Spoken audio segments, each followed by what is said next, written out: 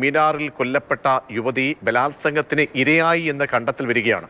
അംഗനവാടി ജീവനക്കാരിയായ 32 വയസ്സുകാരിയാണ് കൊല്ലപ്പെട്ടത്. പ്രതിയെ സംശയിക്കുന്നയാളെ പോലീസ് കസ്റ്റഡിയിൽ എടുക്കുകയും ചെയ്തിട്ടുണ്ട്. കഴിഞ്ഞ ദിവസം, അതായത് ഇന്നലെയാണ് ഈ അംഗനവാടി ജീവനക്കാരിയായ യുവതി, 32കാരിയായ യുവതി കാണാനില്ല എന്നുള്ള വിവരം പുറത്തറിയുന്നത്. ഈ യുവതി എല്ലാ ദിവസവും ഗവിയിൽ വണ്ടി ഇറങ്ങിയാണ് അംഗനവാടിയിലേക്ക് കാൽനടയായി പോകുന്നത്. 4 കിലോമീറ്ററോളം ദൂരം കാൽനടയായിട്ട് ശരീരം കണ്ടെത്തിയത്. ശരീരം കണ്ടെത്തിയപ്പോൾ തന്നെ ആ പ്രദേശത്തുള്ളവർക്ക് മനസ്സിലായി അതൊരു കാട്ടുമൃഗം ആക്രമിച്ചതല്ല, അല്ലെങ്കിൽ വന്യമൃഗങ്ങൾ ആക്രമിച്ചതല്ല എന്നുള്ളത്. കാരണം ദേഹത്ത് വസ്ത്രങ്ങളില്ലായിരുന്നു. എല്ലാവർക്കും പുതിയൊരു വീഡിയോയിലേക്ക് സ്വാഗതം. നിങ്ങൾ എല്ലാവരും ഇന്നലെ ന്യൂസിൽ കണ്ടു കാണും. ഇന്നലെ പത്തനംതിട്ട ഗവിയിൽ ഒരു അംഗൻവാടിയിലെ ഹെൽപ്പറിനെ, ഒരു ചേച്ചീനെ, 32 വയസ്സ് മാത്രം പ്രായമുള്ള ഒരു ചേച്ചീനെ, ചേച്ചി ജോലിക്ക് പോകുന്ന വഴിയിൽ ഒരാൾ ആ ചേച്ചീനെ ലൈംഗികമായി ഉപയോഗിച്ച് പീഡിപ്പിച്ച് കൊണ്ടുപോയി ആറ്റിൽ തള്ളിയ കാര്യം ഞാൻ ആ ഒരു വാർത്ത കണ്ടപ്പോൾ എനിക്ക് വല്ലാതെ ഒരു വിഷമം വന്നു. കാരണം ഒരു വീട്ടിലെ കഷ്ടപ്പാടുകൾ മാറാൻ വേണ്ടി ജോലിക്ക് പോയതായിരുന്നു ആ ചേച്ചിക്ക് പെൺകുട്ടികളുണ്ട്. അതുപോലെ തന്നെ കല്യാണം കഴിഞ്ഞ് ഭർത്താവുമായിട്ട് സന്തോഷത്തോടെ ജീവിക്കുന്ന ഒരു ചേച്ചിയാണ്. ഇപ്പോഴത്തെ സർക്കാർ അംഗൻവാടി ഹെൽപ്പറുകൾക്കും അതുപോലെ ടീച്ചേഴ്സിനൊക്കെ അവരുടെ വേതനം കൂട്ടുകയൊക്കെ ചെയ്തിട്ടുണ്ട്. അപ്പോൾ വളരെ പ്രതീക്ഷയോടെയാണ് അവർ ജോലിക്കൊക്കെ ഇങ്ങനെ പോകുന്നത്. 4 കിലോമീറ്ററോളം നടന്നിട്ട് വേണം ആ ചേച്ചിക്ക് അവിടെ ചെല്ലാനായിട്ട്. അപ്പോൾ രാവിലെയും വൈകുന്നേരം 4 കിലോമീറ്റർ നടക്കുന്ന കാര്യം ഒന്ന് ഓർത്ത് നോക്കി. അതുപോലെ തന്നെ വനമേഖല, അതുപോലെ മൃഗങ്ങളെ പോലും പേടിക്കാതെ ആ ചേച്ചി അവരുടെ വീട്ടിലെ കാര്യങ്ങൾ നോക്കാൻ വേണ്ടി, അവരുടെ പ്രാരാബ്ദങ്ങൾക്കിടയിൽ ജോലി ചെയ്ത് ജീവിക്കാൻ വേണ്ടി പോയ ഒരു ചേച്ചിയാണ് ഇന്ന് മരിച്ച നിലയിൽ കണ്ടെത്തിയത്. അവരുടെ ആ കുടുംബങ്ങളുടെ അവസ്ഥയൊക്കെ ഒന്ന് ഓർത്തു നോക്കിയ. അംഗൻവാടിയിലോട്ട് പോകുന്ന വഴിക്ക് അവരുടെ ഒരു ബന്ധുവിനെ, തമിഴ്നാട് സ്വദേശിയും കണ്ടായ ഒരു ബന്ധുവിനെ ഫോണിലൂടെ വിളിച്ച് സംസാരിച്ചുകൊണ്ടാണ് പോയത്. ആ സമയത്ത് ഒരാൾ ഉപദ്രവിച്ചെന്നോ ഒക്കെ പറഞ്ഞു. പക്ഷെ ആ പുള്ളിക്കാരിക്ക് അത് മനസ്സിലായില്ല. എന്തോ മൃഗങ്ങൾ ഉപദ്രവിച്ചെന്നോ എങ്ങാണ്ടാണ് പുള്ളിക്കാരി വിചാരിച്ചത്. അങ്ങനെ ഈ പുള്ളിക്കാരിനെ പിന്നെ വിളിച്ചിട്ട് കിട്ടാതായ സമയത്ത് അവരുടെ ഫാമിലിനെയൊക്കെ വിളിച്ച് പറഞ്ഞ് അവിടുത്തെ നാട്ടുകാരെല്ലാവരും കൂടെ ചേർന്ന് പരിശോധിച്ചപ്പോഴാണ് അവിടുത്തെ ഒരു ആറ്റിലോ പുഴയിലോ എങ്ങാണ്ട് ഈ ചേച്ചി മരിച്ചു കിടക്കുന്നതായിട്ട് കണ്ടത്. അർദ്ധനഗ്നയായിട്ടാണ് ഈ ചേച്ചി അവിടെ കിടന്നിട്ടുള്ളത്. അന്നേരം ആദ്യം എന്തോ മൃഗങ്ങളൊക്കെ എപ്പോഴും വരുന്ന സ്ഥലമായതുകൊണ്ട് മൃഗങ്ങൾ അവരെ ഉപദ്രവിച്ച് കാണുമെന്നാണ് നാട്ടുകാർ വിചാരിച്ചത്. പിന്നീടാണ് ഇങ്ങനെ പീഡിപ്പിക്കപ്പെട്ടിട്ടുണ്ട് എന്ന് അവർക്ക് മനസ്സിലായത്. കാരണം ആ ഡ്രസ്സെല്ലാം അതേപോലെ കീറിപ്പറഞ്ഞ നിലയിലായതുകൊണ്ട് പെട്ടെന്ന് തന്നെ ആളുകൾക്ക് അത് മനസ്സിലാക്കാൻ പറ്റി. പിന്നെ ഒരു പോലീസ് വരണമെങ്കിലോ അല്ലെങ്കിൽ ഒരു ഫോറൻസിക്കിന്റെ ആൾക്കാർ വരണമെങ്കിലോ അത്രയും ദൂരമാണ്. കുറേ സമയമെടുക്കും അങ്ങോട്ടൊന്ന് എത്തിച്ചേരാനായിട്ട്.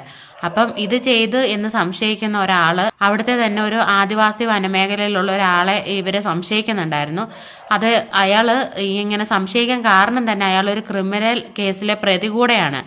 അപ്പം നേരത്തെ തന്നെ ഒരു കൊച്ചിനെ കല്ല് വെച്ച് അടിച്ചു കൊന്നു എന്നും പറഞ്ഞുകൊണ്ട് ഇയാള് കൊലപാതകത്തിന് ശിക്ഷ അനുഭവിച്ചിട്ട് വെളിയിലിറങ്ങിയ ആളാണ്. അപ്പം അങ്ങനെ ഒരാളെ സംശയിക്കുകയും ഇയാൾ അവിടെ കാണാതെ വരികയും ചെയ്തപ്പം പെട്ടെന്ന് തന്നെ ഇന്ന സ്ഥലത്തോട്ടായിരിക്കും അയാൾ പോയത് എന്ന് ഇവർക്ക് മനസ്സിലായി. പോലീസ് അന്വേഷിച്ചപ്പം വണ്ടിപ്പെരിയാർ ആ റൂട്ടിൽ നിന്ന് പോലീസുകാർ പെട്ടെന്ന് തന്നെ ഇവരെ പിടിച്ചു. ആ ഒരു കാര്യത്തിൽ പോലീസുകാർ നല്ലൊരു മികച്ച കാര്യമാണ് ചെയ്തിട്ടുള്ളത്. കാരണം ഒരു കൃത്യം ചെയ്ത് കഴിഞ്ഞിട്ട് പെട്ടെന്ന് പിടിച്ചു.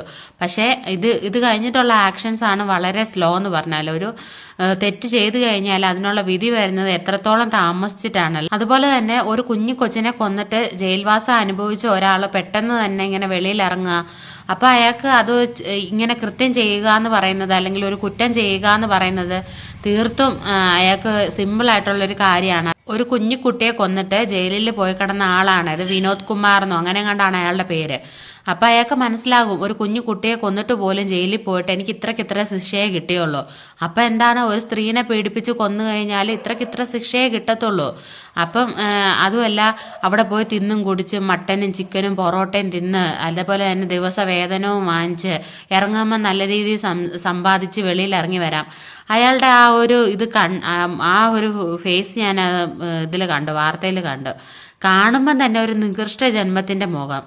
അത് കറുത്തതായതുകൊണ്ടോ അല്ലെങ്കിൽ ഒരു ആദിവാസി അങ്ങനെ ഒരു വിഭാഗത്തിൽപ്പെട്ടത് ആയതുകൊണ്ടേ അല്ല, എന്തോ ഒരു കാണുമ്പോഴേ ഒരു കുഞ്ഞു കുട്ടീനെയൊക്കെ കൊല്ലാൻ കാണിക്കുന്ന മനസ്സ് അത്രയും നികൃഷ്ടന്മാർക്കേ പറ്റത്തുള്ളൂ. ആ രീതിയിലുള്ളൊരു മുഖമാണ് അയാളുടേത്. ഈ ഒരു വാർത്ത കണ്ട സമയത്ത് എനിക്ക് തോന്നിയത് നമുക്കിപ്പോൾ സ്ത്രീകൾക്കൊക്കെ ഗവൺമെന്റിൽ സൗജന്യ യാത്രകളൊക്കെ അനുവദിച്ചിട്ടുണ്ട്. ഇപ്പോൾ പ്രിയദർശിനി എന്ന് പറഞ്ഞാൽ നമ്മുടെ വീടിന്റെ ഫ്രണ്ടിൽ കൂടെ വരെയും ബസ്സൊക്കെ ഓടുന്നുണ്ട്. ഒരുപാട് സ്ത്രീകൾ അതിൽ കയറി പോകുന്നതും കാണുന്നുണ്ട്. അപ്പം ടിക്കറ്റ് മുടക്കി എല്ലാവരും ജോലിയും കൂലിയും ഉള്ളവരൊക്കെ തന്നെയാണ്. ടിക്കറ്റ് മുടക്കി ബസ്സിൽ കയറി യാത്ര ചെയ്യാനൊക്കെ എല്ലാ സ്ത്രീകൾക്കും സാധിക്കും. പക്ഷേ സ്ത്രീകൾക്ക് ഒരു സ്ത്രീ സുരക്ഷയായിരുന്നു വേണ്ടത്. അല്ലാതെ ഇതേപോലെ ബസ് ടിക്കറ്റ് ഫ്രീ ആയിട്ട് കൊടുക്കുക അങ്ങനെയുള്ളതല്ലാതെ ഒരു ഗവൺമെന്റിന് എന്തോരം കാര്യങ്ങൾ ചെയ്യാൻ പറ്റുമെന്നറിയാവോ? ഇപ്പൊ തമിഴ്നാട് സർക്കാർ തന്നെ എന്തോരം കാര്യങ്ങൾ ചെയ്യുന്നു. അത് കേരള സർക്കാർക്കും വേണമെങ്കിൽ ചെയ്യാം, പക്ഷെ മനസ്സില്ല ചെയ്യാൻ. അപ്പം കഴിഞ്ഞ ദിവസം തന്നെ ഒരു കുഞ്ഞിനെ പീഡിപ്പിച്ച് കൊന്ന ഒരു സംഭവത്തിൽ ആ തമിഴ്നാട് സർക്കാർ അയാളെ പിടിച്ചോണ്ട് പോയിട്ട് കാലും കൈയും തല്ലി ഓടിച്ച് അതുപോലെ തന്നെ അയാൾക്ക് ഒട്ടും പറ്റാത്ത വിധത്തിലാക്കുകയും അയാൾക്ക് പെട്ടെന്ന് തന്നെ ശിക്ഷ വാങ്ങിച്ചു കൊടുക്കുകയും ചെയ്തു. ഇത് എന്തുകൊണ്ട് തമിഴ്നാട്ടിൽ നടക്കുന്ന ഒരു കാര്യം കേരളത്തിൽ ഇതേപോലെ നടക്കത്തില്ല എന്നുണ്ടോ? കഴിഞ്ഞ ദിവസം തന്നെ നമ്മുടെ കേരളത്തിൽ ഒരുത്തനെ ഇങ്ങനെ പിടിച്ചോണ്ട് പോയിട്ട് അവന്റെ കാല് അവന് നടക്കാൻ പറ്റാത്ത ഒരു വിധത്തിലാക്കിയ സമയത്ത് നമുക്കൊക്കെ എത്രത്തോളം സന്തോഷം ഉണ്ടായല്ലേ.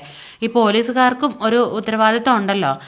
അപ്പം അവര് ഇയാളെയും അറിഞ്ഞും കണ്ടും പെരുമാറുമെന്ന് വിചാരിക്കുന്നു. അതുപോലെ തന്നെ തമിഴ്നാട് സർക്കാർ, ഞാൻ അവരെ പുകഴ്ത്തി പറയുമല്ല, അവർ കഴിഞ്ഞ ദിവസം ഒരു നിയമം കൊണ്ടുവന്നിട്ടുണ്ടായിരുന്നു. അതായത് ജയിലിൽ കിടക്കുന്നവർ വിഭവസമൃദ്ധമായ ആഹാരം കഴിക്കേണ്ട, പഠിക്കുന്ന സ്കൂൾ കുട്ടികൾ കഴിക്കട്ടെ എന്ന് കരുതി നോൺ വെജ് ആയിട്ടുള്ള കാര്യങ്ങളെല്ലാം സ്കൂൾ കുട്ടികൾക്ക് അനുവദിക്കുകയും ജയിലിലുള്ളവർക്ക് ആ ഒരു മെനുവിൽ നിന്ന് ഇതെല്ലാം കട്ട് ചെയ്യുകയും ചെയ്തു.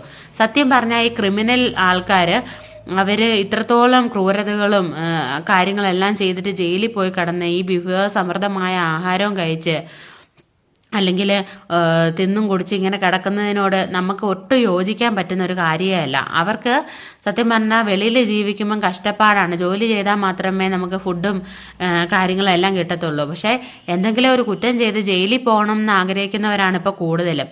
അങ്ങനെയുള്ളവർക്ക് ഈ കുറ്റം ചെയ്യാൻ പ്രേരണ ഇല്ലാത്ത രീതിയിലോട്ട് ആക്കുക എന്നുള്ളത് ഇതൊക്കെ ഒരു മാതൃകയാണ്. ഈ അവിടുത്തെ ഫുഡെല്ലാം കൊള്ളില്ല, അല്ലെങ്കിൽ ചെന്ന കഷ്ടകാലമാണ്, നല്ലൊരു ഫുഡ് പോലും തിന്നാൻ കിട്ടില്ല എന്നൊക്കെ ഉള്ളൊരു മനസ്സ് ആളുകളിലോട്ട് കൊണ്ടുവരാൻ ഇതൊക്കെ ഒരു നല്ല കാര്യം തന്നെയാണ്. അതുപോലെ തന്നെ ഒരു കുഞ്ഞിനെ കൊന്നിട്ട് ജയിലിൽ പോയ അവൻ ആ കല്ല് വെച്ചെന്തോ അടിച്ചു കൊന്നു എന്നാണ് പറയുന്നത്. അപ്പം അവന് അത്രയും ചെറിയ ശിക്ഷ കിട്ടിയത് കൊണ്ടല്ലേ ഇപ്പോഴും അവൻ വെളിയിലിറങ്ങി വെല്ലസി നടന്ന് അടുത്ത ഒരാളെയും കൂടെ കൊല്ലുവാനിടയായത്. ഒരാളെ കൊന്നുള്ളെങ്കിലും ജീവിതകാലം മുഴുവൻ അവനൊക്കെ ജയിലിൽ കിടക്കണം, പിന്നെ വെളിലോകം കാണരുത്. ആ ഒരു രീതിയിലുള്ള നിയമം വേണം വരാനായിട്ട്. ഈ ഒരു വാർത്ത കണ്ടപ്പോൾ എനിക്ക് വല്ലാത്തൊരു സങ്കടം തോന്നി. നമുക്ക് ഇങ്ങനെയുള്ള വാർത്തകൾ കേൾക്കുക എന്നുള്ളത് ഇപ്പം തികച്ചും കേട്ടുകേഴ്വി ഇല്ലാത്ത കാര്യമൊന്നുമല്ല. നമ്മൾ ദിവസം പ്രതി ഇങ്ങനെയുള്ള വാർത്തകൾ തന്നെയാണ് കേട്ടോണ്ടിരിക്കുന്നത്. അതുകൊണ്ട് തന്നെ പെട്ടെന്ന് ഒരു ഞെട്ടലും കാര്യങ്ങളും ഇല്ല. 32 വയസ്സ്, എന്നെക്കാളും ഒരു 2-3 വയസ്സ് മാത്രം പ്രായം കൂടുതലേ ഉള്ളൂ ആ ഒരു ചേച്ചിക്ക്. 32 വയസ്സെന്നൊക്കെ പറയുമ്പോൾ ആ ചേച്ചി അവരുടെ വീട്ടിലത്തെ ഇതിനു വേണ്ടി കഷ്ടപ്പെടാനായിട്ട് രാവിലെ ഇറങ്ങി പോയ ഒരു ചേച്ചിയാണ്, വീട്ടിലെ പണികളെല്ലാം ചെയ്തിട്ട്. ആ കുട്ടികളുടെ അവസ്ഥ അവരുടെ വീട്ടുകാർക്ക് മാത്രം പോയി എന്ന് വേണം പറയാനായിട്ട്. നമ്മുടെ നിയമത്തിൽ എന്തെങ്കിലും ഒരു മാറ്റം വന്നെങ്കിൽ മാത്രമേ ഇതിനൊക്കെ ഒരു പരിഹാരം ഉണ്ടാകത്തുള്ളൂ. അല്ലെങ്കിൽ ഇതുപോലെയുള്ള അതിക്രമങ്ങൾ കൂടും. നമുക്കെതിരെയും നാളെ ഇതുപോലെ വരുമ്പോൾ മാത്രമേ നമ്മളും പ്രതികരിക്കത്തുള്ളൂ. അതുവരെ നമ്മളും മിണ്ടാതിരിക്കും. അപ്പോൾ ഈ വീഡിയോ ഇത്രയേ ഉള്ളൂ. വീഡിയോയെക്കുറിച്ചുള്ള അഭിപ്രായങ്ങൾ കമൻറ്റ് ചെയ്യുക. മറ്റൊരു വീഡിയോ ആയിട്ട് വീണ്ടും കാണാം. ബൈ.